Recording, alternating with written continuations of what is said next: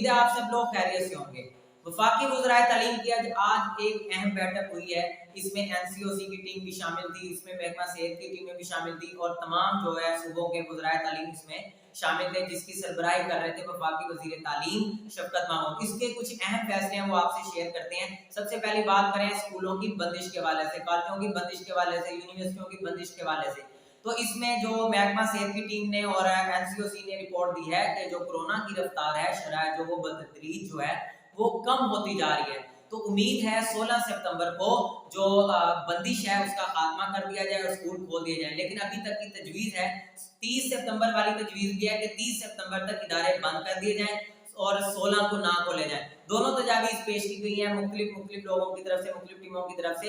تو اب جو بھی فیصلہ ہوگا اس پر یعنی کہ بعد ہم آپ کو ضرور بتائیں گے، اپڈیٹ لازمی کریں گے۔ دوسری طلبہ کے لیے جو طالبات کے لیے خوشخبری ہے وہ یہ ہے کہ آیا ایسا بھی ہو سکتا ہے جو اجلاس جو ہے وہ آج جو ہے وہ ملتوی کر دیا گیا ہے، اس کی تجاویز جو ہیں کچھ ڈیسیژن لے لیے گئے ہیں، کچھ تجاویز اس پر بحث ہونا باقی ہے، کل کر لیے جائیں گے۔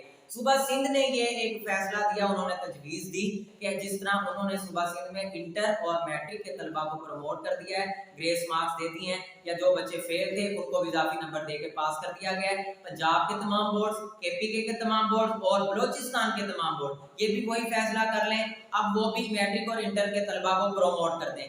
آیا اس فیصلے پر کیا نتیجہ نکلتا ہے؟ کل اس تجویز کو مان لیا جائے گا، اس پر بحث ہونا باقی ہے۔ اگر ایسا ہو جاتا ہے جو بچے فیل تھے یا بہت عرصے سے فیل ہوتے چلے آ رہے تھے ان کے لیے تو یہ خوشخبری ہے، لیکن اب یہ فیصلہ کس صورت میں ہوتا ہے؟ گریڈ آتے ہیں، پرسنٹیج آتی ہے، اس کا فیصلہ جو ہے وہ کل ہی کیا جائے گا۔ امید ہے آپ کو یہ ویڈیو پسند آئی ہوگی، انشاءاللہ اگلی ویڈیو میں ملاقات ہوگی، اپنا خیال رکھیے گا، اللہ حافظ۔